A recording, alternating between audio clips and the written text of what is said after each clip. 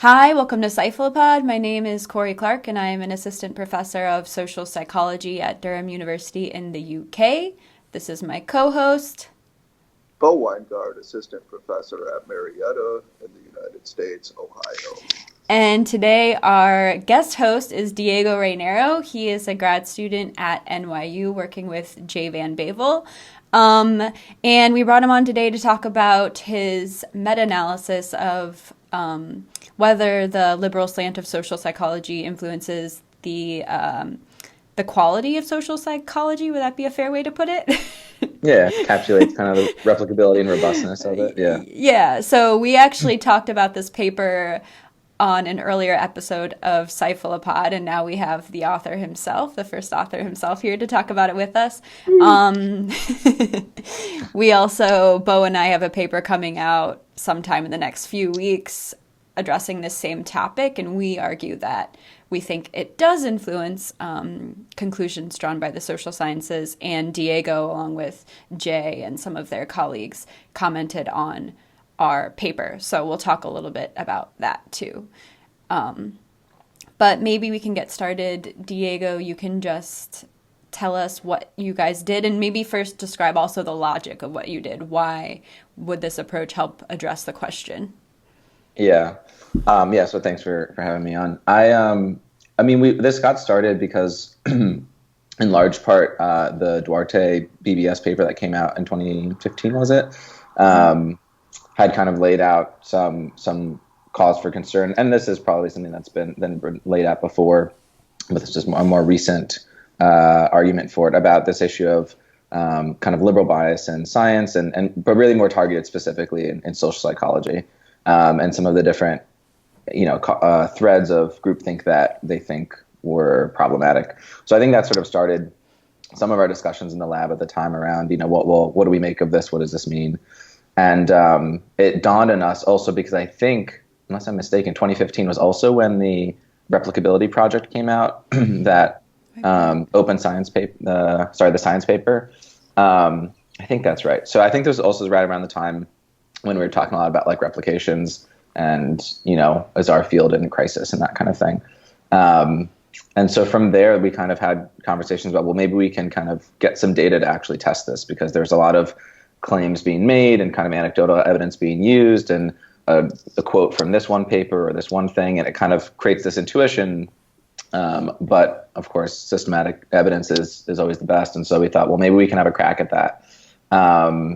And so that was kind of the logic and motivation behind it. So we thought maybe one way to test this claim would be to get a large swath of psychology literature that has had replication attempts on them, and then look at the ideological slant of the original research and see if that was related to whether or not papers were replicating or not. The idea being, well, if there's a real strong liberal bias, you might see that papers that are more left-leaning be more likely to fail to replicate.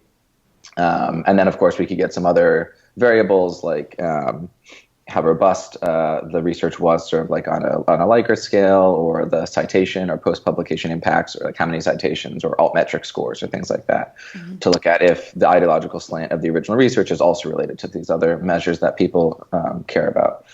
So that's what we did. Yeah, we got about 194 papers that had replications attempts done on them, and we had. Can you remind me where you got those papers from? They had come from, they were driven primarily based on papers that needed to have replication attempts. So those were coming from all different journals. A lot of them are coming from like repositories like Many Labs projects, or the reproducibility projects papers, or Curate Science, and other repositories where you have papers that have replication attempts on them. So yeah, most of them are coming from more recent, like 2000s kind of papers. We did have some papers that were coming from like earlier days, like the 80s and the 90s, and but not as many of those. And I have to go back to look at the exact distribution. So then we had coders, both sort of expert PhD students who were across the political spectrum, code the ideological slant of these original research findings, and also lay MTurk coders do the same thing from across the political spectrum. So we had like liberal coders and conservative coders and moderates.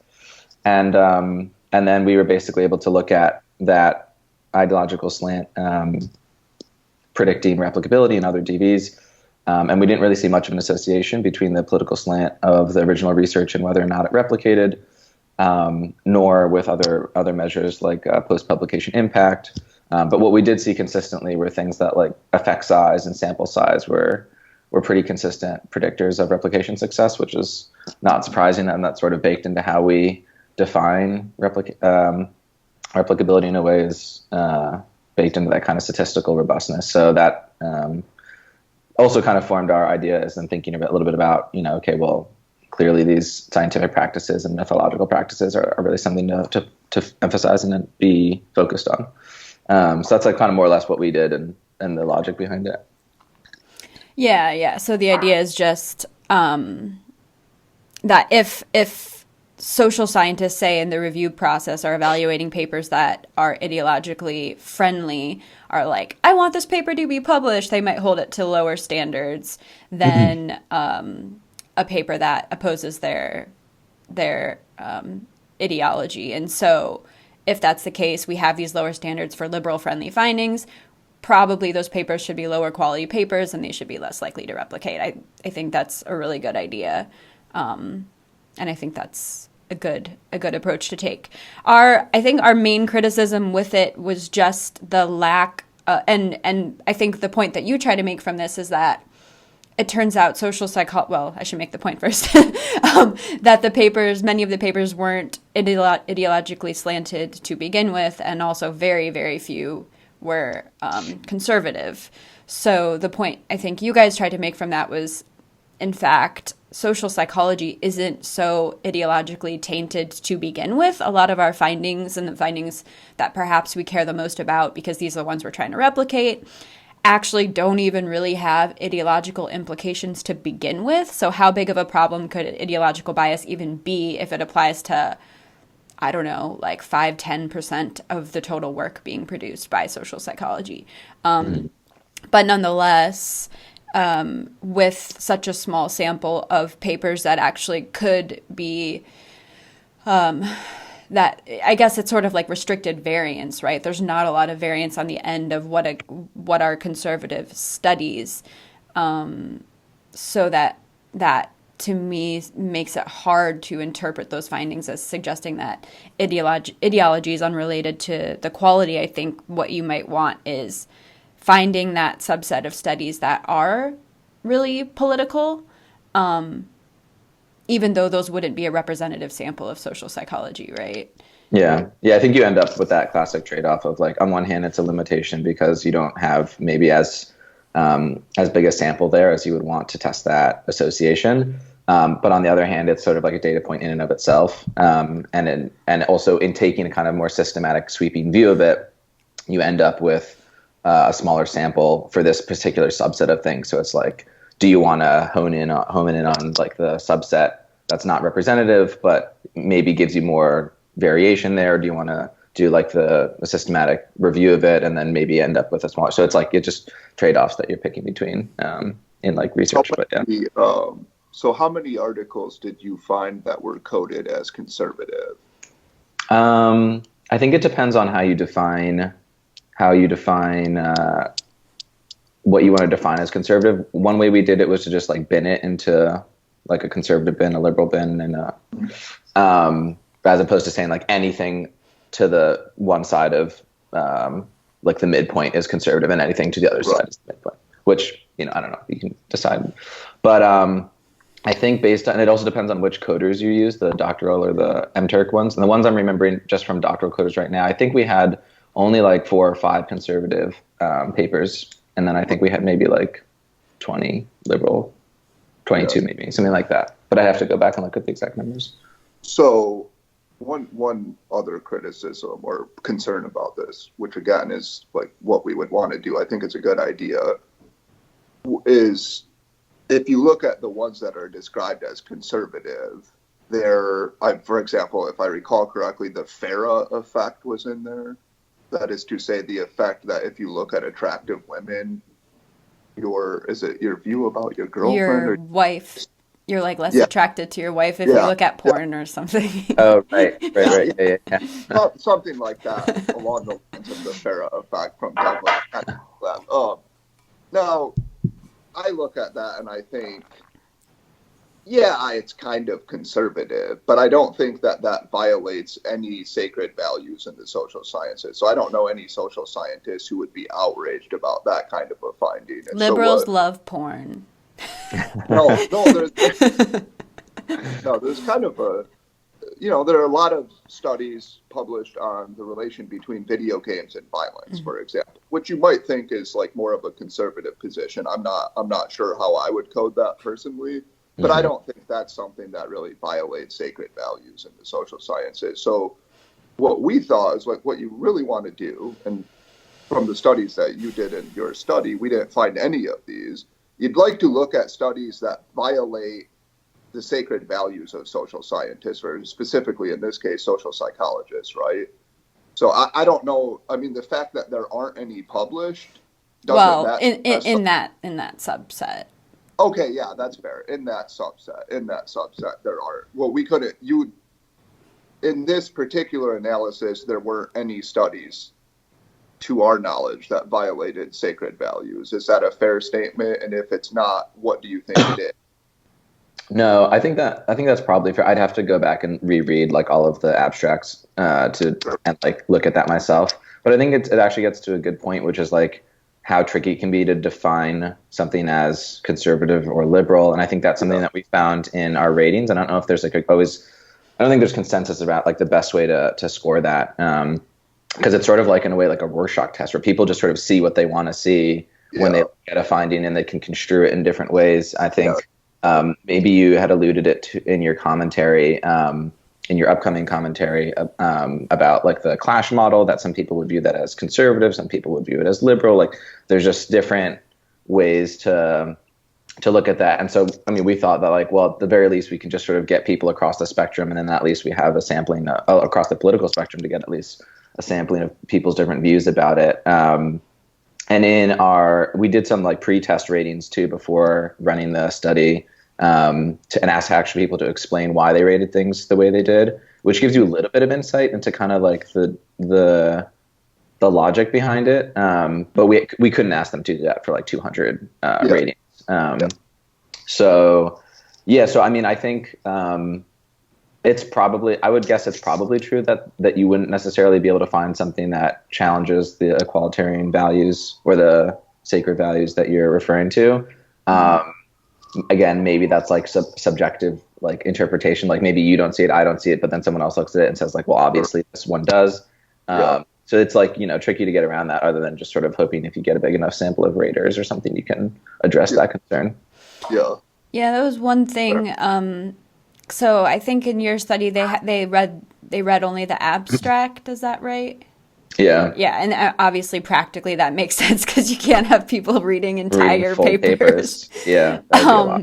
But we like did dig into the 4 papers that were consistently coded as conservative, and like upon further reading, I think at least maybe 2 of the 4 are arguably sort of liberal. Like one of them, the final paragraph was talking about how dangerous it is to apply stereotypes to groups of people or something, which is something, of course, liberals talk about all the time.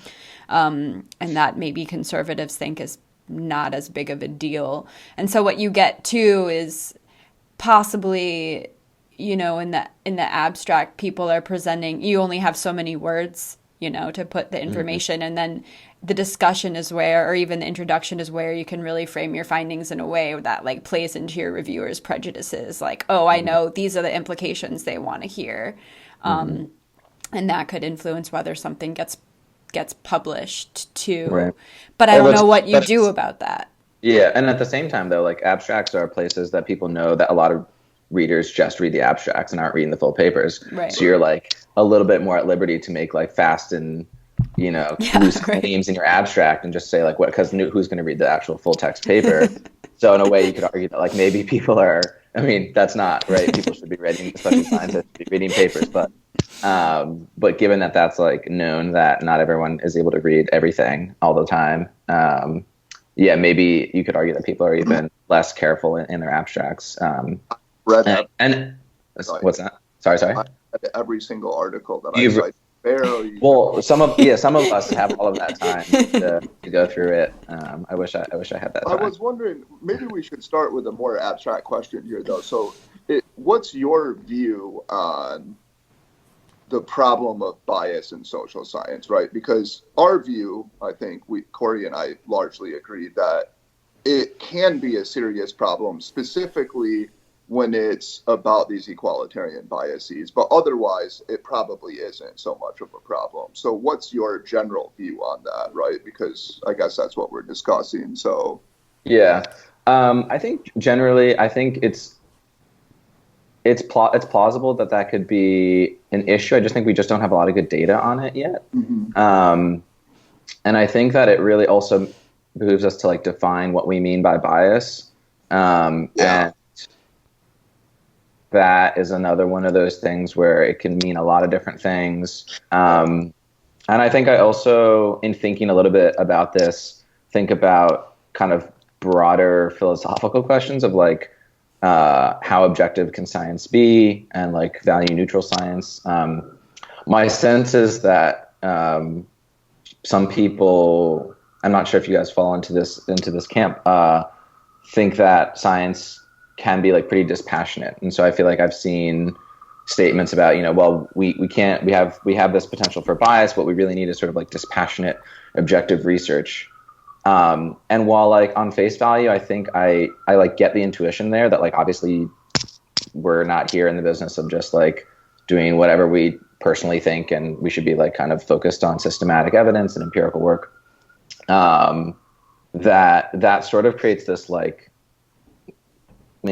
dichotomy between like these two things that are totally separate. You have science, which is this like objective truth-seeking pursuit, and then you have not that.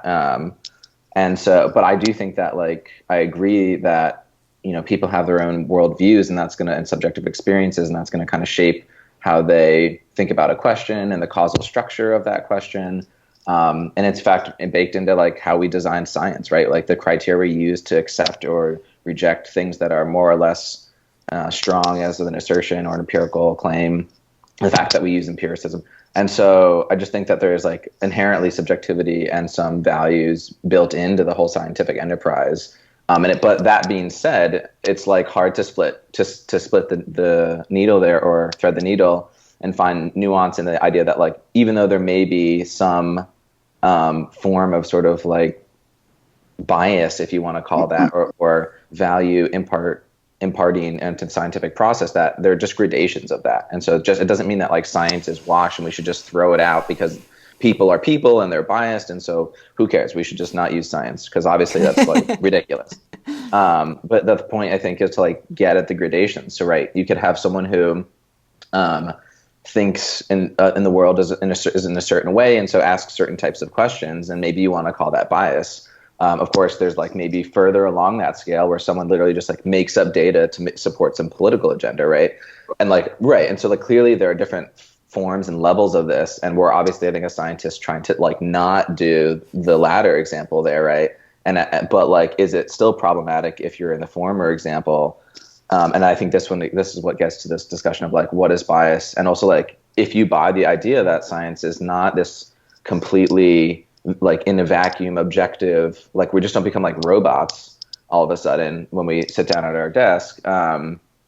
If that's the case, like how much what is an acceptable level of bias? Like, and because that seems like we always want, I saw a note in your commentary about that any bias is cause for concern. And it made me wonder like, well, then what is an acceptable level? Because if we're all people and we're subjective creatures and our whole scientific enterprise is created by us, then like, what does it mean to have no bias? So I think that's kind of how I've been thinking and kind of my views on this. I think that's a really good, eloquent statement. So I'll just comment on something seemed like she was amped up to say. So I think the point about individual bias, like even in choosing questions, is absolutely correct, because of course, like people choose questions that they're interested in, and in some sense, you could call that a bias. So I think what we meant to say in that particular statement, and perhaps it was our fault for not being clear, is any systematic bias. So like, I don't care that individuals are biased, because what you hope happens is that there are enough individuals with their own interests that they all study different things and they kind of cancel out somehow.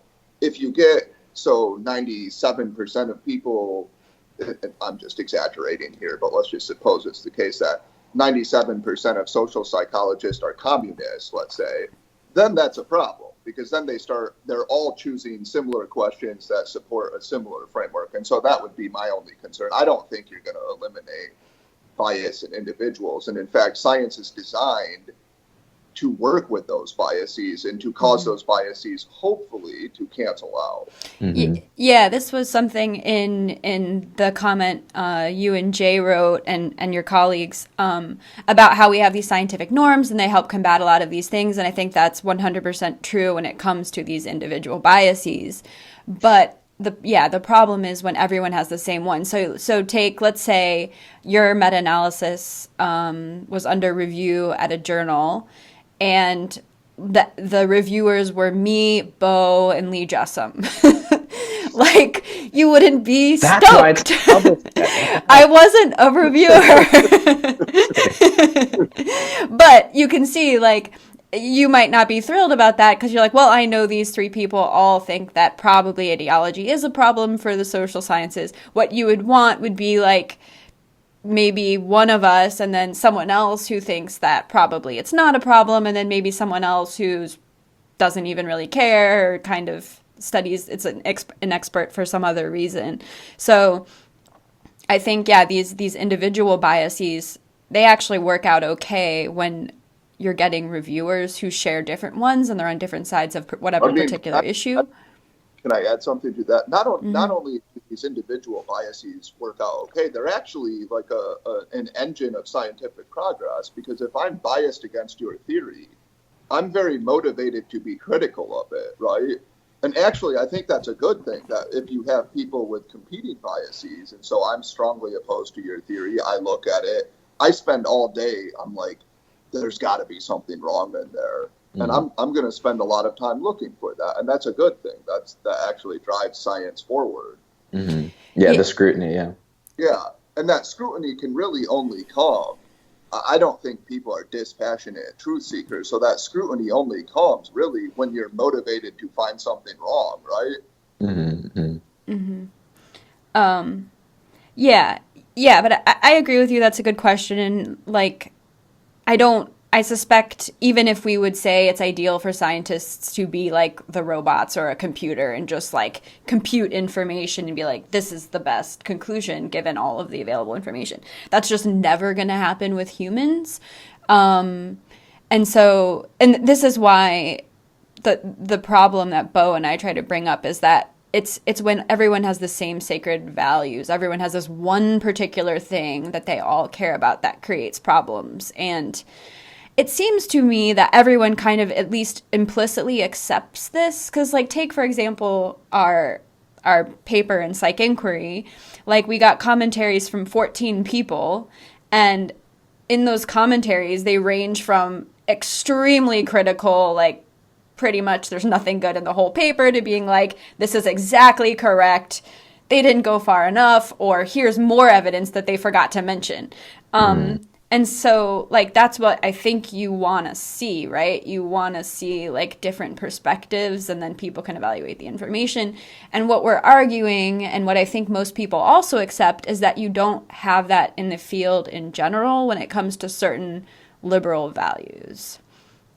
Yeah, I think it's tough to say, because I think that, like, it will depend on how, like, taboo or inflammatory a topic is, and like why that topic is so taboo or inflammatory. Because I do think that one of the things that is probably true is, like, to try and understand the scope of the problem that we're talking about, like which particular topics or authors, like, are we talking about like a really small set of people or topics that get discussed that seem subject to these kind of issues of bias. And it also reminds me of the I'm not sure how to say the last name. Is it like Eitan? E-I-T-A-N? Oh, there's like a E-I-T-A-N. Yeah, I don't know. Yeah, there's like a Eitan, or yeah, I'm probably mispronouncing that. There's like they did a paper, they did a study where they looked at like abstracts from SPSP, from our social psych society, and they looked at whether conservatives were, just more described in papers and that, right? And they found that there was an overstated bias, that people thought that the bias would be a lot worse than it was. And so that it raises this question of why do people see, and maybe put it to you guys, why could that be the case where we think there's just this really huge bias, but it's overstated, and why is that the case? I'm not sure. I think that people are exquisitely sensitive to potential biases against their own views. So, yeah, I think you're absolutely correct. So let me say two things that I agree with. I agree completely that we need more systematic evidence, and that we were unable to provide that in our commentary or our paper because it just doesn't exist, and that therefore some of the evidence we forwarded was shabby and deserves to be criticized. So that's one thing. The other thing, yeah, absolutely think that people oversee bias. Why? Because you're motivated to, right? Well, why isn't my stuff getting published? Obviously, people are biased against me. That's the only explanation. That's the only explanation. I don't have. I can't think of anything else. We can't get our equalitarianism paper published. So. Yeah. So I think that's a real and legitimate concern. Absolutely. Yeah. And so that's why we would need more systematic evidence, and we can do things. I mean, it's hard to do it with reviewers because you're wasting people's time anytime you do one of these experiments. Because what I wanted to do is just, send in articles, have it either a privileged group performs better or a victims group, and see what happens to the review process. Problem is, I think we'd be wasting people's time, and I'm not sure an IRB would approve that. So it is hard. To get people to participate where they think they're reviewing a paper and spend 4 hours of their time for free. Scrutinizing all of it, yeah. So another thing you said, which is an important point, is what's the scope of the problem, right? Mm-hmm. And I actually have come to agree. So I coded 100 JPSP articles for this review paper that we didn't end up including what I did. And I included 100 I did 100 psych science, and I did 100 PSPR articles. Okay. And what surprised me was, it actually turns out most of the articles aren't ideological, really. Right, which matches with what we find in our data. By that most of them is put in the bin of not ideological at all. Mm-hmm. One question, though, that arises is, why are certain topics ideological, and how does that happen? So I'll give you the example that I care about: group differences that are partially genetically caused. I think this is important. I know other people think it's not, or I'm obsessed, or whatever, but we'll put that to the side. That could be a topic that's not ideological at all, right? It could be a topic that people just agree on, and they're like, okay, we should study this in the same way that we study individual differences. But it has become very ideological, right? So it's interesting that topics, what topics get ideological and how does that happen is another interesting. Yeah, and I think this goes to actually a huge line of research that I know at least a couple people are taking up, of how things get moralized and politicized, which is a really interesting line of inquiry of how does that happen? I mean, there's been work on this in the past. And looking at smoking and how did that change and over time, and the moralization process and public health concerns and all this kind of stuff that leads to that. But yeah, so I mean, I think that it goes to, again, the causal structure of your world that you have, and what if you submit a paper and everyone holds these same sets of worldviews, how problematic is that in this peer review process or something. Again, I think it will depend, because it depends on how much that consensus is meaningful empiricism, or how much you buy that consensus. So right. If you say oh, well, the Earth is flat, and I'm going to submit it to this panel of peer reviewers who all think the Earth is not flat, then what the hell, guys? It's not fair. It's just the process is biased. It's bullshit, And so then you're So then when you think, obviously, I'm picking weird examples, but I think the logic follows to think about, well, the reason we don't think that is because we have a lot of science behind us suggesting otherwise, right? So, so I think and that's where it gets kind of thorny, is what issues do you think this consensus is backed in data, Right. and backed in theory and backed in like logical arguments that people are making, and what do you think is something that's been like overlooked or so. Yeah. Right. And that's a huge problem. So like I was talking about your comment, and I was saying like this is the huge problem, is that if you think it's very implausible that group differences in IQ are partially genetically caused, then you're not going to see it as a bias, because you're going to see it as a reasonable consensus, and it's shutting out voices in the same way you would shut out creationists from biology journals. Whereas I'm not, because I don't agree with that. So that's a tricky part of trying to figure out, like, okay, we almost have to adjudicate the empirical question before we can say whether that's a legitimate bias in the field. Yeah, this I think is a problem for the viewpoint diversity push in general, is that, and I think some people brought this up too in their commentaries, is like, we don't really want viewpoint diversity in general on all things, because there are certain views that we've pretty much agreed the flat earth one's a good one. We're like, well, we don't need these people. We don't need more of these people in science. You really only want them in domains where the theories being forwarded are at least plausible. But people disagree about what is at least plausible. So it's hard to defend that position as a general principle when it's really not what you want across the board, right? Right. It's like you need to like cherry pick when it applies and when it doesn't. Yeah. And then how do you cherry pick? Right. Right. One thing I would suggest is evidence of bias. So, because there are different kinds of bias, right? And one bias is this sort of Thomas Kuhnian paradigm, or whatever you want to call it. But like, look, we have a paradigm. We don't need to question the fundamental assumptions of round Earth theory, or I guess it's not exactly round, but you know what I mean. Shoot, I forgot my point now. Oh, I know. I got it. Came back. So, one piece of evidence about biases is when moral outrage is expressed. And so I've had reviews, and I know other people who have shared reviews with me, where a reviewer not only said, like, this is, not good science, or this is flawed, this is flawed, this is flawed, but actually expressed moral outrage and disgust. Now, I think we would all agree, right, that as a scientist, moral disgust shouldn't play a role in the way you assess work, right? I mean, you can express moral disgust about something when you get out of the lab or outside of the field of science. But as a scientist, moral disgust doesn't tell you anything about whether something's true or false, right? So it could be true, for example, that some men evolved a strategy to rape women. As disgusting as that might be to us morally, that has nothing to do with the way we should assess that hypothesis. And so that's what I think. I think that's like a clear tell of some kind of bias that might be distorting social science in general. Yeah, I think this is a tricky question, and one that I still wrestle with today, but is like, what does that identity of a scientist mean to you? Is it, are you sort of studying the world as is? Like, it's sort of it's a bit of an is-ought, right, thing, right? Descriptive, prescriptive. Do you care about the ramifications of your work, which I think as people who live in the world where we like study the world, we probably do, maybe to lesser degrees. Maybe there are reasons that some of us care more or less about the ramifications of that work on different topics.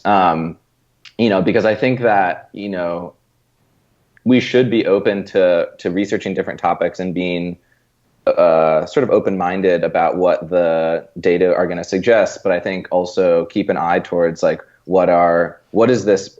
Not only being responsible for not only what you say, but for what your audience will hear.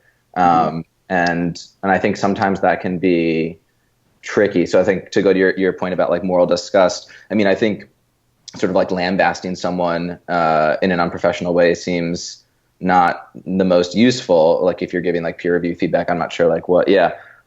Maybe you guys have received or anything, but I guess I can see like I can be sympathetic to some idea around the like ramifications of this and how you might want to sort of note that to someone. I don't know if there's a way to do it in a more palatable way or. or not. But yeah, I don't know. Could it be valid if it's like an additional concern on top of the scientific evaluation? So it's this study is terrible and doesn't tell us what the person's saying, and on top of it, it has these weird political implications that is somehow evidence that this researcher is biased. Isn't that what the moral outrage probably is? It's suggesting that there's some other motivation underlying the conclusion of the study that the evidence doesn't support, and that is a scientific assessment. Yeah, I mean, I think that's maybe one approach. I think that like both there's that element, but also the element of like not only like an accusation of bias on the part of the scientist, because you can get what gradations of bias are scientists are we talking about, but more about like, oh well, this puts I guess in the social sciences it's mostly about like people. It's like this puts this group of people particularly at risk or something like that, or it could be weaponized and used in this way to target certain groups, and there's a history of that being done, and so there's cause for concern in that way or something like that. I think that's probably like an additional point that would. Yeah, so like I think the problem when we start going down that road though. So I agree with you. Of course, social scientists are humans. They have moral concerns. They have ideologies they care about, and they want the world to be better, right? I think most people have those. I think the problem with starting to think about like the possible ramifications is this. We all disagree about what ramifications are good and bad. And so, like imagine that I started reading environmental hypotheses and I was like, these people are trying to bring back Stalinist Russia. I need to warn people about what happens when you take environmentalism too seriously. It's really dangerous. And these people, we need to call this out. Okay, I can do that. The problem is you can see is like if you're a researcher who forwarded an environmental hypothesis to explain something and I say that about you or I say it in a review, my guess is you're not going to be particularly happy about that, right? Because you're going to be like, I'm just trying to do the science here. And so that's my concern about bringing in that extra scientific layer of analysis into the actual field of science. Now, journalists can do that. People outside of science can do that. I think when we're doing science qua science, I think we just want to leave that out to the best of our abilities. Are you saying then, though, that you would say it's okay for those things to influence the scientific process when everyone agrees this is a potentially dangerous conclusion? Yeah, are you saying that? Because you said the problem is that people disagree about what the moral implications are. What if everyone agrees this has potential to be bad? It is the truth, but it has potential to cause a lot of harm. I don't think it should play any role in science as science. So in reviews, I don't think that should play any role. And I'd be happy if it weren't in papers. I know now you put it in articles. I've put it in articles, of course. So like I'm just as guilty of this. But let's just stick with this hypothesis. Suppose that people have made this argument that sexual coercion is an adaptive strategy that some men engage in. Okay, it's a perfectly reasonable hypothesis. I think we should assess the hypothesis. I think it would be bad if in a review to me, let's say I forwarded it in a paper, you said, well, this is really dangerous. It might be, people might use it to defend and justify rape. Yeah, they might, but that doesn't have anything to do with the science, right? So like that's an extra question, I think, and I would like to see us kind of separate those two. Is it on the scientist then to put in the general discussion? Like, no. I hate that. To put what in the general discussion? To be like, this does not justify rape. This is not saying that rape is a legitimate thing for men to engage in. Oh, to like caveat like a perceived implication of it? Mm-hmm. Yeah. Mm-hmm. Because I think the problem with that is like, I don't care. I don't know what your politics are. You probably don't know what mine are, but my guess is we have slightly different views about what we would like to happen in the world, right? And so the problem, like, I thought we all want the world to be better. You don't. Yeah, we all want it to be better. Oh, God. What did I? Better might be a little bit different. Depends how you define better. Yeah, I don't like putting the implications into because people do this in a general discussion. We could use this to do X, Y, and Z. Well, what if the X, Y, and Z I want to see happen are different from the X, Y, and Z you want to see happen? Like, look, whatever. If it's in the general discussion, I'm not going to cry about it. I'm not spitting fire about this. But I do think it would be good. What would be best is to teach people, look, the implications are separate from the truth. So let's analyze the truth first. Is it true that men evolved this or whatever? And then we can think about the implications, and we can even have applied journals where we talk about the potential implications. I think that would be kind of cool. Mm-hmm. Yeah, that's probably a good space for it, is in journals like designed for those kind of real world applications of it. But I think it's, again, like I say, I don't have I haven't resolved exactly how I feel about this yet around. And Jay and I have had discussions around this, and I think we have similar, but again, slightly differing views sometimes on this. But more or less, we're on the same page around the distinction between, between that, well, basically like the identity of a scientist and like these kinds of concerns around like how much do you let those personal values inform like your thinking or your writing or like what you think should be happening. Because again, like we all are striving for this like kind of more than not objective pursuit of information, and we don't want to just be seen sort of as like, you know, political agenda people who are just running around saying whatever, because that's not really what science is about. But at the same time knowing that we are people who are subjective, who have the way we decide to measure something, the way we, you know, why did we decide to measure it this way? Why did we decide to frame it and discuss it this way? It's like, again, it's part and parcel. Like, I think this goes back to what I was saying earlier. There's a book I'm actually about to try and start reading. It's like Longino book about like value neutral science. And I'm curious to dig into that more, to think about, you know, how do we wrestle with these issues of like doing our research in more to the extent we can value free ways, but knowing that like inherently we are not value free people, and that we may be imparting some of those biases into our process.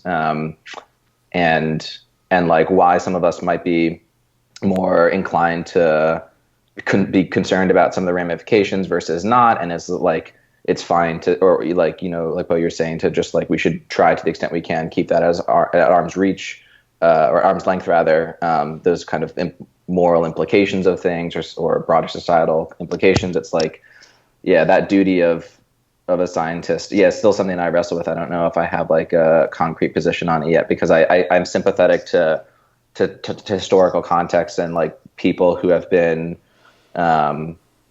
sort of like victims of some of the sort of implications of scientific practices or findings. But I agree that we don't want that, like we do want to try and be kind of more focused on like the empiricism of science, and not just like bringing in like whatever personal view, like, and just as much into the scientific writing. And so, yeah, it's a thorny issue. Yeah.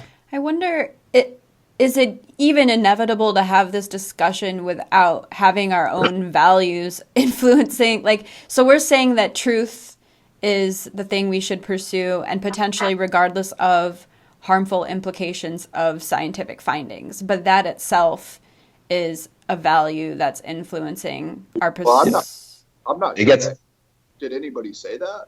Did anyone say what? You said that. I didn't say we should pursue the truth regardless of if it has massively. I said even if everyone agrees that this truth has potential to be harmful, should that affect our decision to publish those findings? Yeah. Okay. And you said no. Wait, when did I? Yeah, I think so. Right, Diego?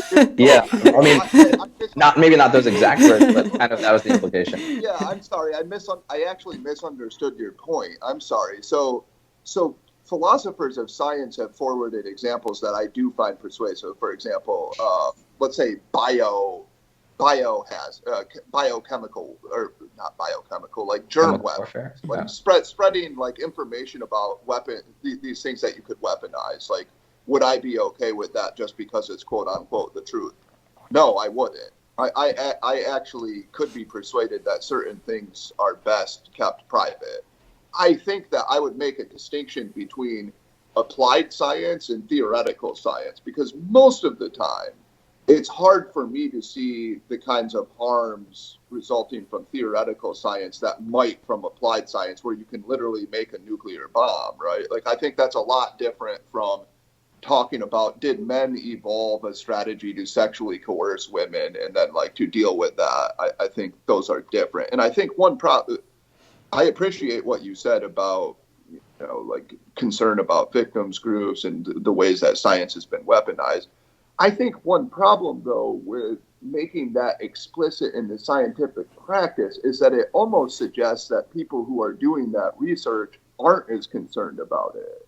You know what I mean? Like, I'm not saying you think that that's true, but when we start to make those concerns explicit in the scientific practice itself, then you can see why people would get worked up at a Charles Murray or something, because you'd be like, don't you know that this can be weaponized and used against this group? And you almost view the very fact of pursuing a topic as a moral decision in and of itself, right? Sorry, go ahead. I was just going to say what I think the disagreement isn't the value, it's actually how harmful the information is and what the information's going to do. So someone like Charles Murray would say, this is actually, I think, he would say it's actually better to have the truth, because without the truth, you can't pursue any sort of useful interventions to begin with. So denying this reality is not only going to waste a lot of people's time and money, but it's not going to help anyone. Whereas starting with the truth, at least then we can start to think about ways to help people. So the disagreement there is, how harmful is this fact? Or will this fact cause harm? It's not a value difference. It's actually an empirical, or it's a potentially empirical. Yeah, I see. So we're all sharing the same value. It's that our concern about what this topic will do. We have different views about how the topic or what we're doing will affect our values. Yeah. Mm-hmm. Yeah. Right, because you might... not necessarily affect our... Well, okay, I guess... I'm sorry, affect our goals in the world. So, like, let's say... Not even... Diego, right? Diego? I'm sorry? Is Diego the first name? Yes, yeah. Yeah, okay, I'm sorry. I just wanted to... Okay. So let's say Diego and I, we both agree we want to make the world a better place, and that's important to us, and we want civilization to thrive and people to be happy. You're saying our disagreement might be, like, I don't think that this topic will be harmful, and maybe he does. And so that's the real disagreement. It's not about should we promulgate the truth into the world no matter what, because we both agree we shouldn't. Mm-hmm. Right, so the debate is more about how harmful or how benevolent, if as it were, will this be. Right? And it's actually like a prediction. I predict this scientific claim will cause this harm, and I predict it won't. Yeah, and then I think that's part of it, and I think that and like that probably gets to, again, people's different causal structures of the world and how much they believe it will or will not cause harm, or and also the fact that oftentimes these things aren't like a direct link, right? It's not like a paper gets published and then immediately all the flowers die, right? It's like so it's like something gets published, something gets talked about, something gets used as some evidence here, Congress uses it in this thing one way, and then so then you can see there's like it's a stepping stone and there's multiple levels, and then also you can wash your hands and say, well, how do we know that this was the one piece of evidence that swayed the thing? And of course then it's, well, there's multiple pieces of evidence, so it gets complicated. But the idea is that there is reason to believe that there can be these associations and how downstream they, and so then it gets to those kinds of debates of like, well, how much effect do we think this actually has, and in terms of shaping a conversation or shaping an ideology or shaping or exposing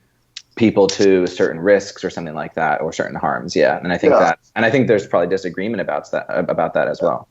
So another important question related to this, though, is also where do we want to focus our moral energies? And so this is something that I think is important. Like, what I think we should do most of the time, not all of the time, but most, is pursue the truth, whatever it happens to be, and then focus our moral energies on the people who are communicating this. So it's like, let's suppose, I would imagine that you think that, say, genetically caused differences in cognitive ability, that idea can be dangerous, and it has been used in pernicious ways. Okay, and I'll agree that it has. But what I would suggest is that what we should do is, instead of focusing on the scientists who pursue the topic, we should put moral responsibility on people in the country, or people, whoever the consumers of the science are, and say, look, teach them very firmly that this has no negative ramifications. It doesn't mean that you get to treat people as tokens of their group, etc. And so in this sense, what we're saying is, let's focus on the moral responsibility, but let's put that over there, not with the scientists, because look, it is true. You pursue a topic, it's hard to know what's going to happen. You know, you do something, you don't realize, like Friedrich Nietzsche didn't realize that Nazis were going to appropriate his work, right? It's hard to know those things, right? And there, what I would do is I would blame Nazis, not Friedrich Nietzsche, right? I think the Nazis were the ones to blame, and that's how we should allocate moral responsibility, generally speaking. Yeah, I wonder if there's like a false dichotomy there, that like why not both, right? Why not aim to educate our populace in scientific literacy and critical thinking and these important values, while also, you know, asking scientists to be cognizant of the possible not putting like full, like you said, because you never know, necessarily someone might take work in at a future time point and all of a sudden, right, and it was like completely, you know, and so then how are you supposed to defend that? But I think so knowing that you can't entirely like blame a scientist if their work gets used in a way that they didn't intend to, but being able to kind of both say like people should be cognizant of their work and its possible ramifications or possible implications, to the extent that they can know about that now in today's world, to the extent that the people around them and the other scientists in the community that they talk to, the other like thinkers, you know, in that space, that they can get like a pulse of like, what do we think about this right now? And then in conjunction with that, also say like, yeah, education of our populace is important, and the audience, the journalists who communicate that message broadly, and the readers of different, you know, outlets, and which, you know, just general. So I think that's a really fair point. I want to push back on it slightly, and the way I'll do it is just say, okay, so like I agree. I set up a false dichotomy. So you can do both. The reason that I don't want to do both is because the message that we instill in scientists is a hard one for people to imbibe, which is your goal should be the truth, period. And it's really hard for people to do that because we're not designed for it. And I'll give you an example in journalism that I think is interesting. I think Cory and I debated this one. Do you remember the Columbine shooting? Yeah. Okay. So there was this story about this woman. I think her name was Cassie. She was a girl. And the story that rose up around her is that one of the shooters asked her, "Do you believe in God?" And she said yes, and then got shot. And her mom even wrote a book about her called "She Said Yes," about how her daughter had become like basically a born-again Christian and had been martyred for this. Well, it turns out the story wasn't true. And there was a particular journalist who ended up researching this and found out that that's not actually how the event occurred, and wrote articles saying, you know, this isn't how it happened, right? And my first feeling about this was, why would you do that? Like, let everybody believe it. It's better for the parents to believe that their daughter was martyred instead of dying senselessly, etc. And like, who cares? It was like this meaningful thing that made them feel better about this horrible thing that happened to them. Yeah. But then I started thinking about it. I was like, no, like journalists should, their job should be the truth. And once they start weighing like, oh, wait a second, like maybe this will hurt the mother's feelings, that can distort the way that they publish stuff, the way they write articles, etc. And that's my concern. It's like, we have to teach these people, like, you're after the truth. That's your goal. Let other people handle the ramifications, etc. Or you can handle them when you're outside of your role as a scientist and you're a philosopher or a journalist. Because I can see like a good argument that why would you publish this story? It's terribly harmful. Mm. Yeah, I think this maybe again goes back to the like distinction of like it basically goes a little bit to like the science of like the philosophy of science around objectivity and around a little bit of like can you pursue truth and then like cleave apart and then say that, and then other people will deal with the not truth or the like moral implications of things and should or should nots, and you know people will debate that, and I will like give them these facts and then they will like do with those facts what they will. Right. And I guess I just sort of feel like I will give them these facts may already have been like tainted with some of the like other sides of aughts and that kind of thing. Possibly, but let's focus on that article for a second, the case about Columbine. Like, we would agree there, right, that there's a matter of the fact, and that it's the case that this is not how the story unfolded, because this journalist asked like a bunch of witnesses and had pretty thorough details that that in fact is not how it happened. So in this case, we have something where we can look at it and say, like, okay, there is an objective truth of the matter. And it turns out that the truth of the matter is not the story that people were telling about it. But why isn't there a good compromise here, which you could apply to the Columbine case and to science, which is scientists and journalists do pursue and report the truth. However, they are aware of how everyday people, or in this case, it would be maybe the family of the victim, will interpret that evidence and then do their best to minimize the harm that could result from their reporting of the truth. So I don't know what the journalists could have done. Perhaps there's something they could have said that would help. But in the same thing in a scientific article, why isn't a good compromise? I report the data, but then in the general discussion, I say, because I'm a scientist, I know what people are like, and I know that they have a hard time separating, or not reading implications into just claims about reality. Like, so does this mean X? Does this mean we should do X? Because I know people are going to do that. Why can't I be the responsible one to anticipate that and say, this does not mean we should do X? Because I know you're going to go there. And I'm the scientist. I'm the one getting paid. Why is it on everyday people who are reading this in their leisure time? Why is it their responsibility to not assume the things that I know they're going to assume? Well, here's what I would say to that, and then I'm happy to hear Diego's response to it. So my response would be, it's really tricky so I'm a firm believer in specialization. So I think like specialization is great for society. And one way that we've specialized with science and journalism is that we've created these disciplines that are supposed to be committed to the truth, regardless of the consequences. And I think that's really hard for humans to do. That's why science wasn't invented until a very short time ago, because it's really hard to pursue the truth no matter the consequences. And so it's if we say, you know what, you should consider these things. You should consider the values and whose feelings are going to get hurt and how they're going to interpret it. I think we just add this potential for legitimate bias that we shouldn't. We should say, just as a surgeon's job is to cut people open and fix their problems, a scientist's job is to understand the world and the truth. Their job is not ethical. And I feel the same. Sorry, go ahead. That's an extreme position that I could probably be convinced is wrong, but I want to make it. Yeah. So I think, I guess I think I go back to the idea that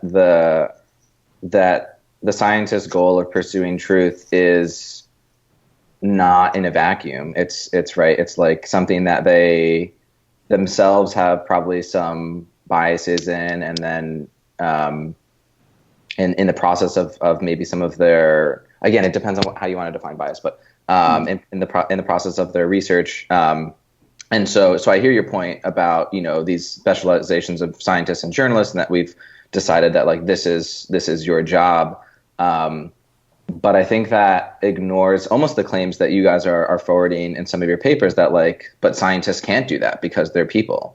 So you're on one hand saying, well, like science is this thing, but then on the other hand saying, but we know that scientists can't do this thing. So then which is it, right? Is it I don't know. No, that's a fair criticism. I guess my point, my retort would be this. It would be, I don't think that anybody can do it, but I think it should be our goal. Right. So you say that you don't think anyone can't. Say it again. I don't think anybody can do it. So I agree with you, but I think it should be our goal. It should be what we train. So take a different one. Nobody can be a perfect husband, right? They're always going to do something wrong here or there, right? And I would point that out. However, I think that we should still have this ideal that people strive toward. And so I think scientists should have an ideal that they strive toward, and people are more or less good at doing it, right? Some people are transparently biased and some people aren't. Yeah. So, and here's what, so I actually very much agree with that. I think that it is an ideal that we should always strive for. And this goes to like my point about gradations, right? Like we're not striving to just fake data for some political agenda. Yeah. That's not the ideal. The ideal is to be more objective than not. So I definitely agree with that. And I think that it just becomes, so I guess I was thinking that like there's, I'll make a note and then see if I can come back to this, that one cool thing I noticed someone had posted this, that like scientists can write like an FAQ page to like accompanies the scientific article. So you write your scientific article, you present the data, and then you have this FAQ page, which are the questions that the journalists and the populace will ask. Well, so does this mean that like, X? And it's kind of the big generalizations and the sweeping statements, and then you can sort of address some of those in this FAQ. No, it does not, because this and in more like lay language or discussing some of those larger ramifications. And I actually really like that idea. I think it would communicate science in a much more palatable way to a broad audience, and in the kind of circumspect way and kind of the reticence or hesitance that scientists have to make these big conclusions based on kind of their one study or their few studies. So I kind of like that idea, the question of like, does that mean that we're imbuing too much of our, moral or ethical concerns on the work? I don't know. I think it's like an effective way to communicate the research, to do it that way. And I'm kind of forgetting the point I was going to come back to, but maybe it'll come back. Whatever it is, I actually like that idea, because that's a way you could divorce the FAQ from the article. And so if you write an article, you can just write it, here's the science or whatever. And then you could have an FAQ where you say, look, like, does this mean X, Y, or Z? No, it doesn't. I know you're going to ask this. Because you're right. It's like, look, like, scientists are going to get asked questions about the implications of their work. And some people want to articulate those implications. Some people like me are I don't know, because I'm not an ethical philosopher type of person. Or a policymaker. Yeah, I'm not a policymaker, but I think that scientists, of course, should be able to make comments about their work. I don't think they should have to be like, Buddhist monks who refrain from having passions about those things. So I like that idea. I don't see how the FAQ is any different from the general discussion. I need it's different. FAQ. It's the hot take, Cory. You spin it in a new way.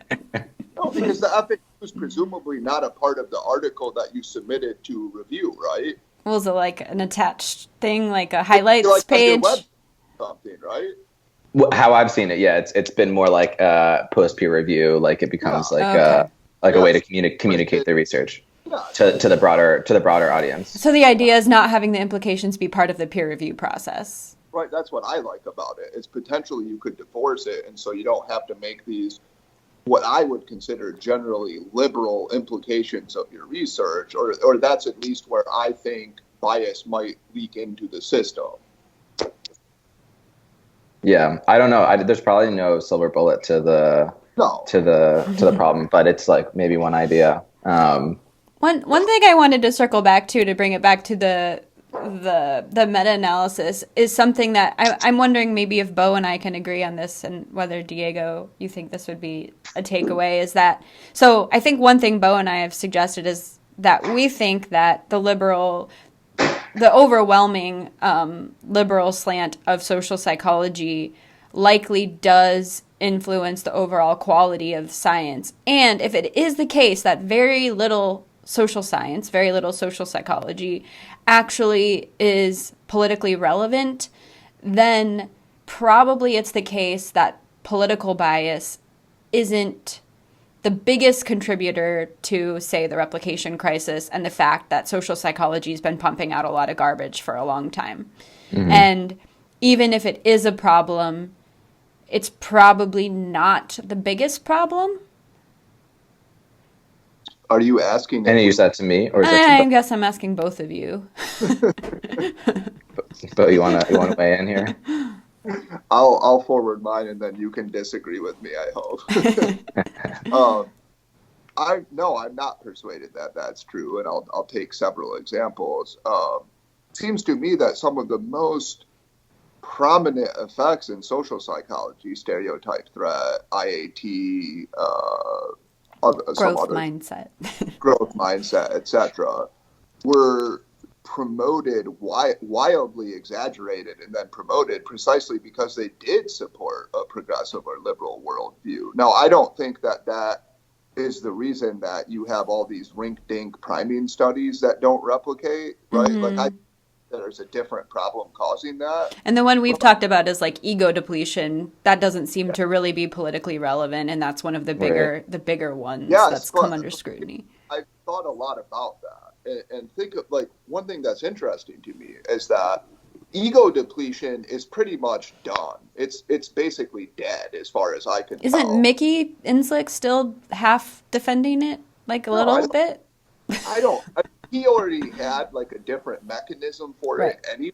I know the mechanism has changed. The glucose mechanism, I don't think anybody buys that anymore. So in fact, in my view, the ego depletion is a great example of science working the way it should, right? It got popular around 2008, 2009, and then it got corrected, and now most people don't take it that seriously as at least as a causal explanation. I hope Roy doesn't listen to our podcast. I love Roy. But he knows my attitude. Hi, Roy. On the other hand, or another good one I thought about is terror management theory. Terror management theory, it was very popular when I was an undergrad. It was very popular. Now I don't think many people take it seriously. On the other hand, stereotype threat is still trotted out often, and I think it's arguably just as flawed as the other two theories that I forwarded. And I think, again, it got more popular. The people won awards. It's trotted out by mainstream media, etc., because of that. So no, I don't agree with it.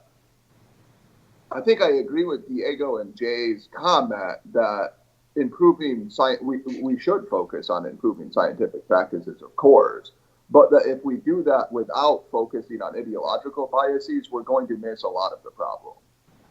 Yeah. So Bo's totally right in that. I'll disagree with him in that the sense that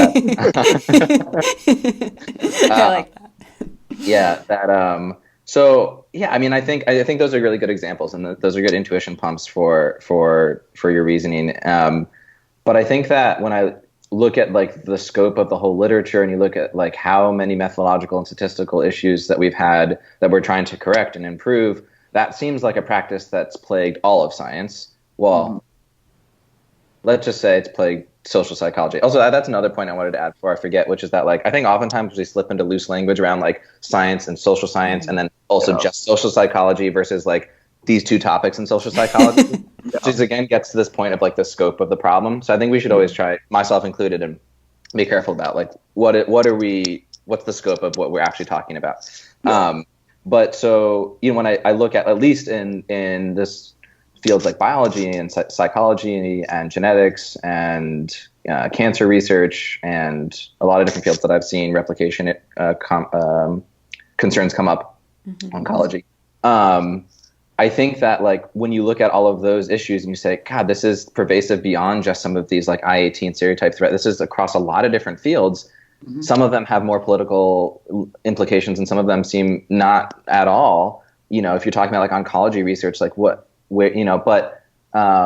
I think that like what you can really target is a lot of these, like you have small sample sizes and people that don't actually or weren't sure at the time like what was the right analysis to do, and so they did this analysis that didn't account for non-independence of the data, and so the standard errors were problematic. And there's all sorts of concerns that I think cut across different disciplines in different fields that would explain a lot of the concerns around and calls that people have made in the past that people don't listen to about like that these are going to be problems for replicating your research and like inattention to different contexts. that matter. And so I think while it's true that in social psychology, some of the issues are part and parcel with that. Some of the topics that you mentioned are ones that you could say, hey, this is the reason for, concerns around replication is actually just things that fall into like the groupthink, liberal groupthink sort of bin of people have these equalitarian values. And I think maybe explains a little bit of the variance for some of it. But I would argue that, in our field of social psychology and in many of the fields, the things that don't have as much to do with these like political equalitarian values, the common denominator there is always the like methods in the analysis that we see like to be really, really problematic. And there's like great simulations and demonstrations around type 1 and type 2 errors for all of this kinds of stuff. So I think, to me, I buy that as most convincing. And it's also what we find in our data with sample size and effect size being the things that are most consistent predictors of replication success, right, noting the limitations of our sample. That's what I would say. I find that kind of convincing. So I think you do see, I think the biggest bias or the biggest motivator, let's say, for individual scientists probably is not to push their political agenda, but to gain status themselves. So what that means is I want to publish a lot. I want to publish surprising things. I want to publish things that are going to get me attention. And so people just want to publish stuff regardless of whether the thing they're publishing is real or not. And that would apply in all scientific disciplines. And so that's probably maybe the biggest reason why there's so much failures to replicate in science generally. One thing I wonder, so your analysis, Diego, in the meta-analysis, you're treating each study as an equally large part of the field. So you have approximately 200 papers, 200 papers, and each paper, therefore, is treated as like 1/200th of the analysis. And I'm wondering if things like stereotype threat in terms of the field, yes, it's one effect out of millions, maybe it's not millions, but a lot, hundreds of thousands, maybe, I don't know, a lot.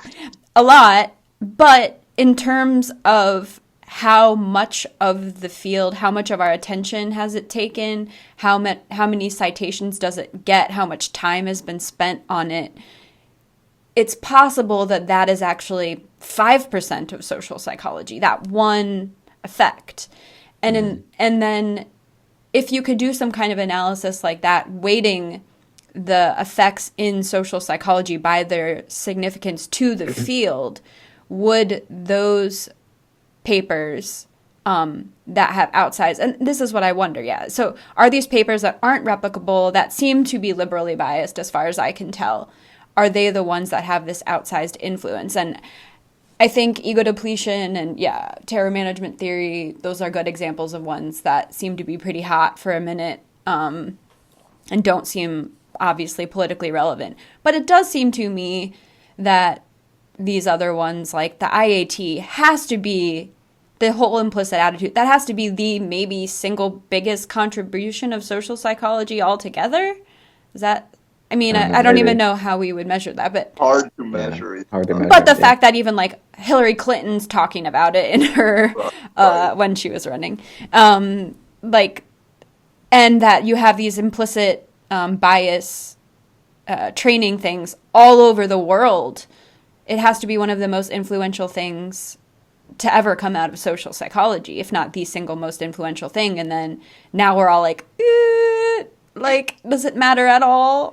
Get into the nuances. So I think that's a good point, and that would be an interesting analysis to do, and probably the right one in my mind in terms of like grounding this in systematic evidence, because we're talking about terror management theory and ego depletion. By the way, my advisor in college was Sheldon Solomon, so that's just a fun fact. Anyway, hi Sheldon. Hi Sheldon. Good guy.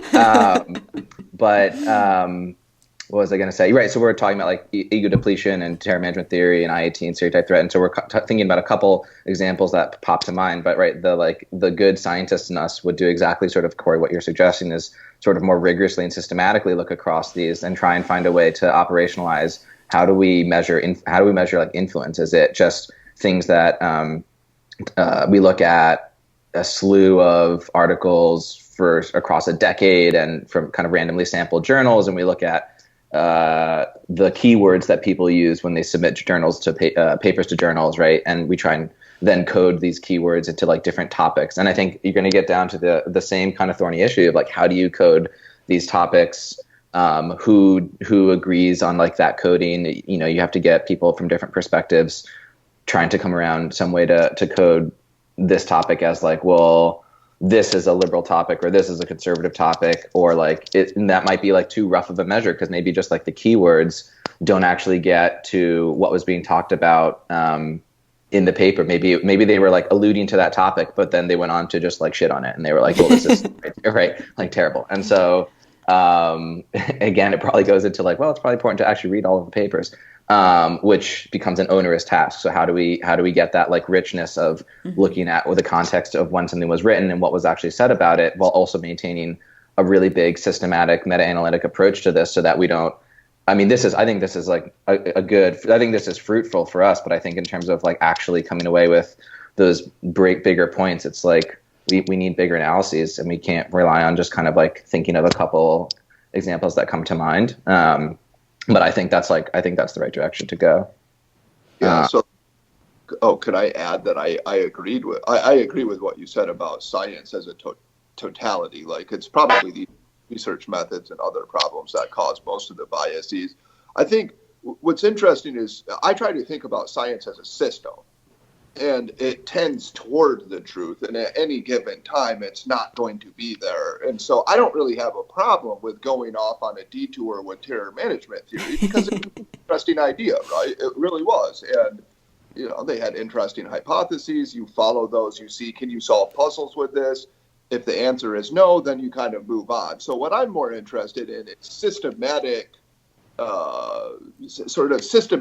distortions that last for a period of time, right? And I don't know how we do that either, because I take your point, and the point that a lot of commentators said, but you and Jay, and did you add another co-author? I'm sorry if 2 or 3 on the commentary. Yeah, there's a few from our lab. And, okay, yeah. I apologize for leaving them out. But the comment, like, one of the forceful points was we can't use these intuitions. You know, Clark and Weingart are just using, you know, and it's fair. It's a fair criticism. Mm-hmm. I guess the challenge is it's really hard to do this, isn't it? Like, if you try, what's systematically distorted science, and then how do we measure systematic distortion? You know, all of this kind of stuff is really complicated. Yeah, one of our biggest things is like, how do you measure the absence of certain ideas? I just don't think that's actually possible. Like, what theories haven't been forwarded, what hasn't been tested, what doesn't get published in the journals to begin with. Yes, I agree with that. Well, here's a question. I think just real quick. I mean, I think one way is something that actually Cory and I have talked about before, about looking at topics that come up in peer review versus like unpublished dissertation papers and things like that, as like one way to start to look at things that get air and things that don't get air. But I agree, it's a very, and science is hard. This is why science is hard, right? Because it's hard to do this. But anyway, SSRN is just pretty much a bunch of unpublished stuff. I mean, a lot of it goes on to be published. But I think the bigger problem is that people wouldn't even try to write the articles, right? Yeah. So that's what I was actually going to ask, is just like, I get into we get into debates about this, but it's an interesting question. So, like, is your sense, because my sense is certainly that people self-censor quite a bit in social psychology. And so Cory and I agree on this, but then sometimes I'll talk to people who are like, I don't know what you're talking about. We were talking to people at the Heterodoxy in Psychology conference about this. And yeah, some people are like, yes, I know for a fact this is happening. Like, all of my friends. And then other people are like, huh?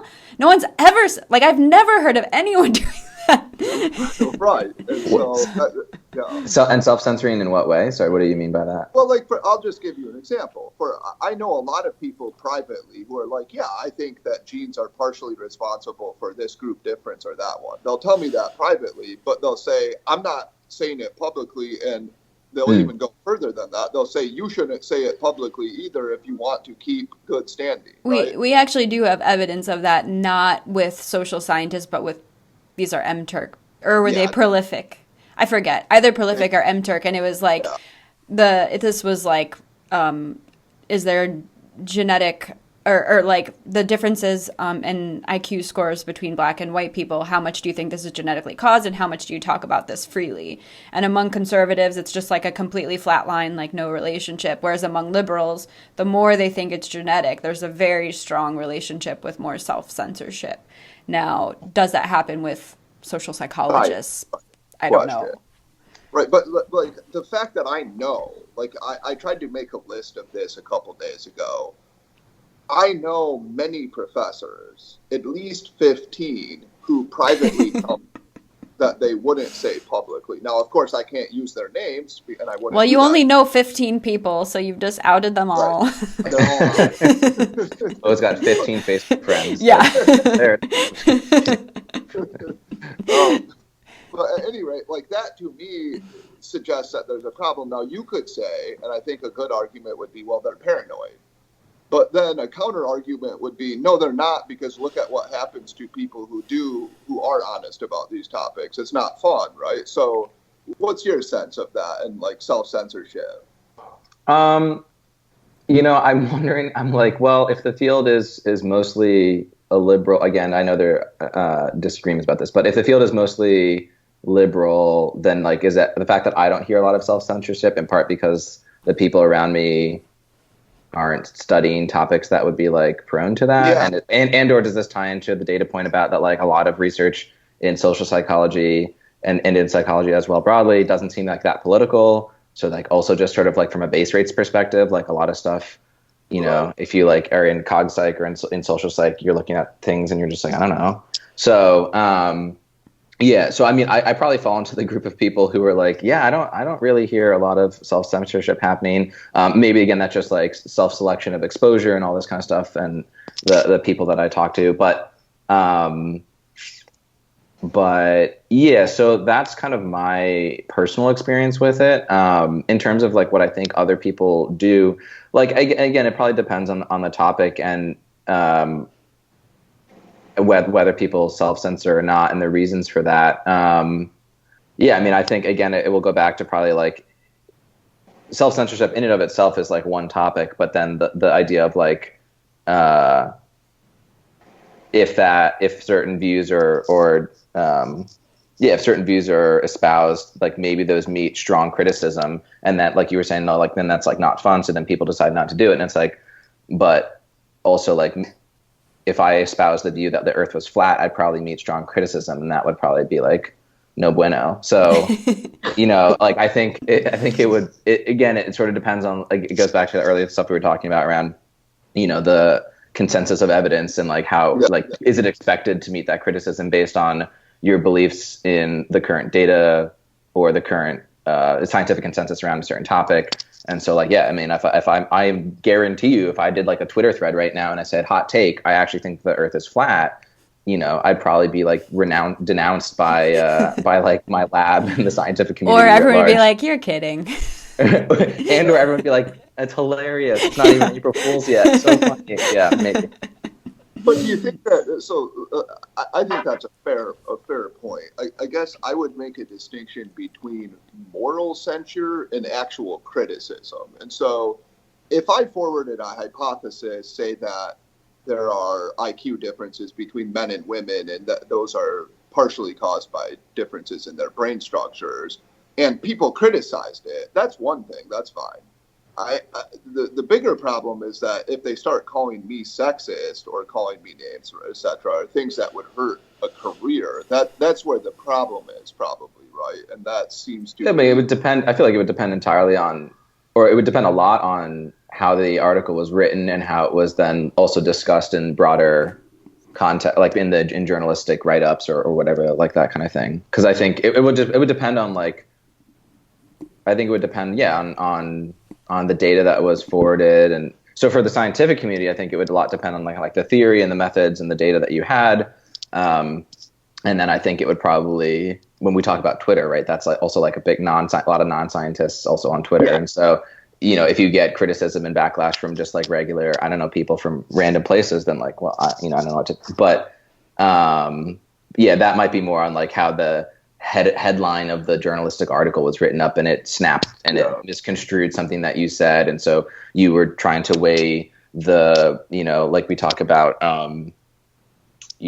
people being a function of kind of the false dichotomy of nature and nurture, and how can we, the very, very long lasting and tricky question of how much variance gets associated with environmental causes and how much gets associated with genetic causes. And it's, and an ongoing research in that. I think, if you're giving discussion to, if you have an article like that and you're trying to figure that out and you're talking about these different theoretical explanations, I don't know if people would be calling you like sexist, but if a journalist then writes up your article and says, Bo says men, inherently smarter than women forever, always, like, I don't know, some very like, therefore like all women, we don't need women on earth, or like, I don't know, some like, and then some like implication, right? And then people are like, well, Bo said this, and then, and then they're coming after you. So I think it depends on like kind of what the article is and what is extrapolated from it as well.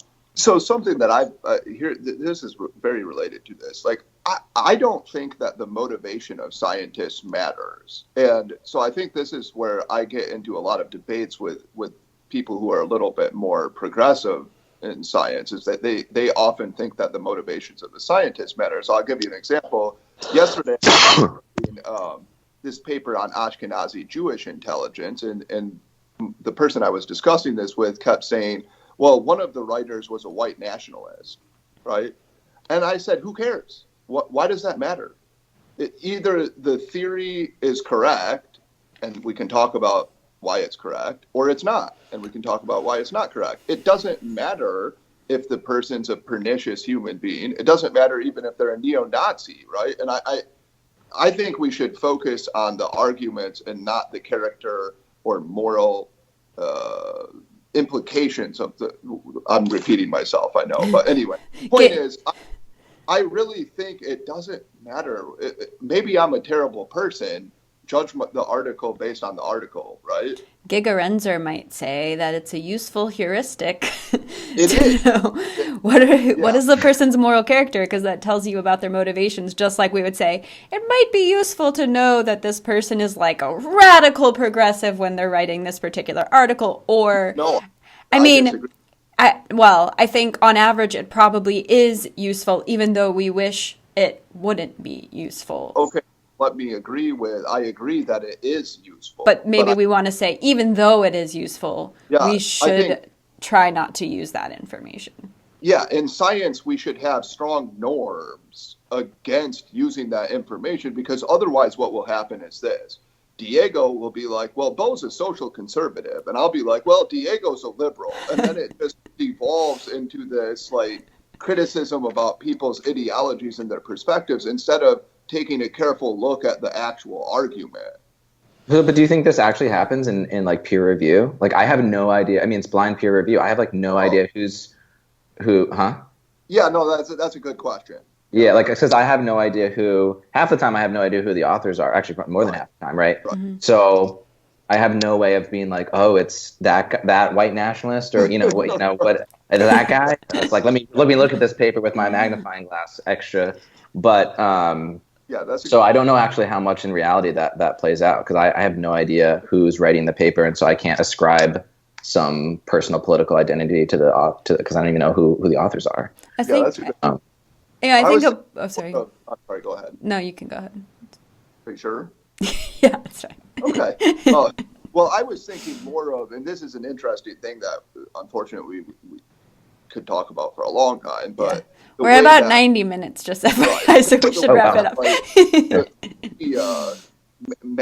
Like Twitter and the media sphere matters for social science in the way that it influences social science, right? Because that's an interesting question. Like, one thing that you can see is that if you want to get prominent in certain areas, like certain kinds of research get more rewarded.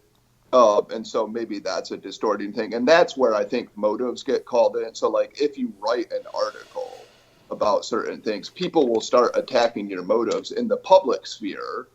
And then that hurts you professionally. And so that's how I was referring to it. Because you're right. I don't think it plays a role in the peer review process. You know, what's interesting, though, is we do require people to report conflicts of interest which are, I think, financial.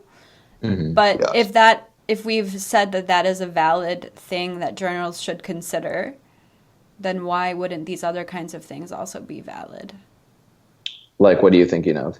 Oh, I mean, if someone has a particularly strong political agenda that maybe it's an organization they work for. I mean, it doesn't really matter. All that matters is that they have personal reasons to be motivated to draw the conclusion they do, whether they're financial or personal. If the financial are relevant, why aren't the personal relevant? Mm-hmm. Yeah, I mean, yeah, I think that, but I mean, I think here, this is where the idea of blind peer review is useful, right? Because it takes away, while those heuristics are things that may be generally useful, or what I forget what the quote was, or general heuristics. I think that like looking at the article at face just as is, and looking at all of the arguments and data built into that, is like the right way to approach kind of a rigorous analysis and review of that article. I think that just kind of, and I mean, I guess it's possible that even within an article, you might be able to like backwards inference where people's political leanings might be based on emphasis of certain like framings or worldviews or causal inferences and things. But I think that that you can probably, I don't know if it makes sense to. So I'm imagining like what an implication of your idea might be of that, like, oh, you have people reporting conflict of interest of like, oh, this person, because I don't know where that goes to. Is that like this person donates to this organization, or this person is a member of this organization, and this person, and all of a sudden, I could just see that like becoming very unwieldy, and then like creating a lot of different subjectivities into people's evaluations of the work. So I guess I was trying to think of like the importance of just looking at that work while still recognizing that the scientific practice and process is going to have some elements of subjectivity to it, as much as we still strive for the ideals of objectivity, which I think we all agreed to earlier. Mm-hmm. So yeah, I don't know. I agree with that. I don't think you want to go down that road. And by the way, I'm not even really big into the financial disclosure. I don't really care about that.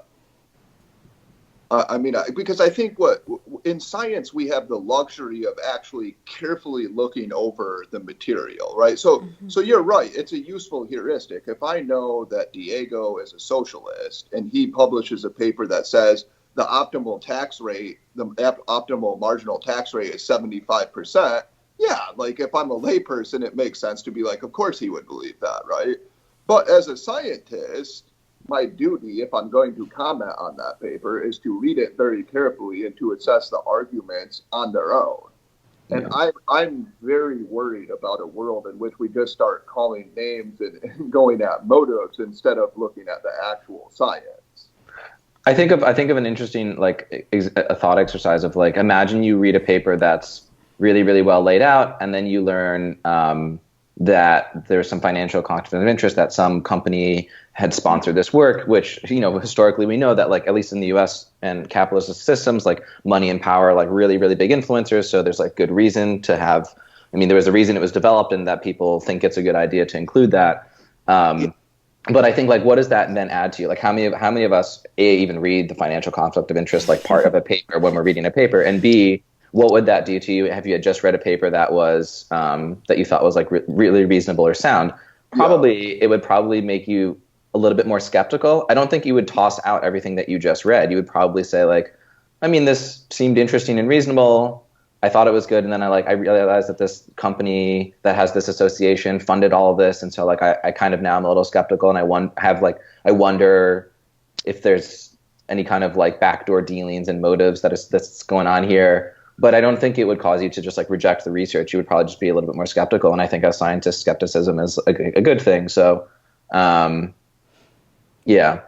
I don't know. I agree with that, but don't. So what I worry about, I see this in debates about anthropogenic global warming, for example. They'll get in a debate, and the person who's claiming that anthropogenic global warming is a important thing that we should be concerned about generally takes like 5 minutes pointing out all the conflicts of interest in the other person. Well, this person's paid for, this company funded this person, or etc. the same thing happens with like sex differences or group differences. You get accused of, well, this person supports this white national or so that some, and you just get all of these unseemly accusations, and that causes me worry. So like, let's say you're reading a paper and you're like, yeah, man, this seems pretty reasonable. And then they tell you Adolf Hitler wrote it. Well, I bet a lot of people would be like, yeah, I think that must be wrong. Yeah, that'd be very drawing. That actually comes up when people show you quotes. There's actually been like a paper there was a paper on that. Show you quotes, and then they like tell you later who said the quotes, and people get really like jarred by that whole process. I think they even did that with like business professors or something, and like the business professors were even more biased by like the who said the quote. Yeah, that's brilliant when Martin Luther King said it. Yeah. God, oh no. Yeah, so I think this gets to like interesting like human experience thing where like probably people are doing that where they'll say like, by the way, up front, all of this has been funded by all of these different groups, and right, because they know that's like an effective way of persuasion or of convincing an audience to like raise skepticism and doubt, rather than starting by saying, here are all of like the massive, like in your example, massive amount of data points we have around climate change, and I would like to refute these data points, and I would like to show you all of the data here, and other systematic evidence, and like, here's this like scientific evidence before you to convince you. But it's like, man, are like facts convincing people, or is me alluding to this? And it's like, so probably people are doing that for a reason. So then the question is like, because they know what will actually persuade people. And so, I think it goes back to the idea of like, it is probably an ideal to strive for. And in this certain case, I can see maybe why people were doing that. But I think that would be, if we could get people to focus on the scientific data, that would be amazing. I think, it's not, we shouldn't rid us. I think we probably disagree on this, that like how much of other context and motives matter for like things to keep in mind.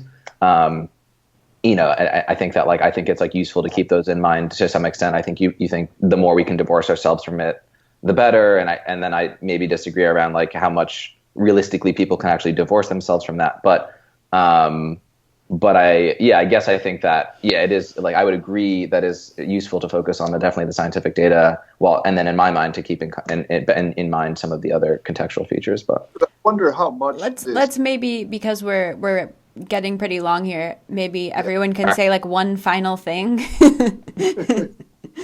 So make it worth it. Oh, God. You can go last, Diego. So it's always like when they ask, does anyone have one question left? It's like we only have it has to be the most important question. It has to be the best question of the full discussion. Yeah. We'll let Diego go last. So okay, so I go for So I would say first, thanks to Diego for coming on here and talking about these things. It was awesome, and I think probably the level of agreement, disagreement between us is not very high. There's some, and we could talk about that, and that's important to talk about. I completely agree that what we need is much more systematic evidence. That's what I would support going after, and I think otherwise our intuitions can lead us astray. And I guess I would say, I think my fundamental disagreement, or where we disagree the most, is just how much should we strive for a sort of dispassionate, motiveless science where we don't look at the motives. And again, I accept that we're never going to do that, and humans can't do that. But I think that's what we should strive for. And I think anything that sort of interferes with that ideal should be considered like bad and an intrusion into science that we should attempt to get rid of to the best of our ability. Yeah, I agree. I think, this was very helpful. So thanks for coming on.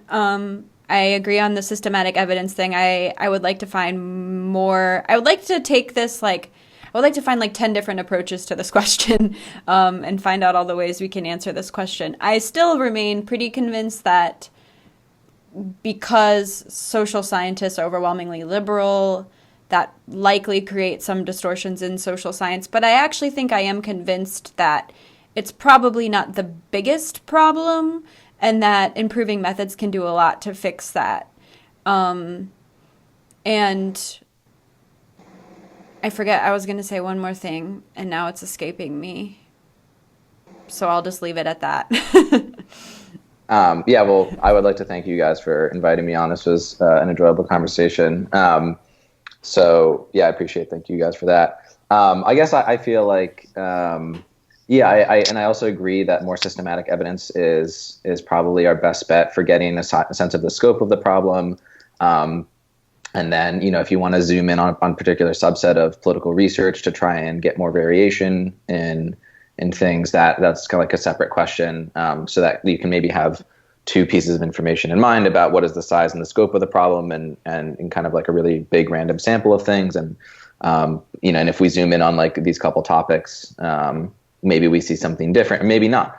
And I think in my mind, like the things that I fall back to, so I agree with that. And I think I fall back to is just like the importance of us like defining bias, like what we mean by that, and what is an acceptable level of bias, given that we think that given that we know that humans are humans and are subjective creatures, and that there's, can we define that in some way, or is it just always a moving target that some people will think this is too much bias, and some people will think this is sufficient, is like what would be expected and is okay, and that given those things, it's still okay for us to be scientists pursuing the ideals of truth and objectivity, and those things can go together, and we can talk about like gradations of bias, right from like someone who fakes data all the way, back to just someone who kind of focuses on a specific question, and like, not that necessarily those are the two ends, but to the extent that they represent different sides a little bit.